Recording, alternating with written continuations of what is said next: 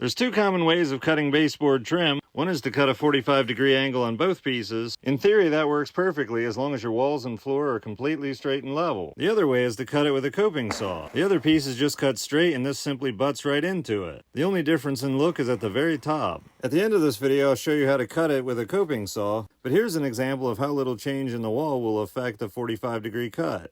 Of course, you can caulk it with painted trim. With stain grade trim, you're out of luck though. With a coping cut, the angle can change incrementally and it's not noticeable. The other piece needs to be level either with a shim or you can adjust the angle on the piece you're coping to it.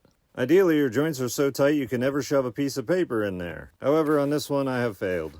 To cut your trim with a coping saw, you first cut it at a 45 degree. You can hand cut the whole thing, but I like to speed the process up with the miter saw. Then you take your coping saw, cut right along the 45 degree. If you cut more out of the back than the front, it's easier to adjust your angle. Once it's cut, you can fine tune it with a file. I couldn't find my file though.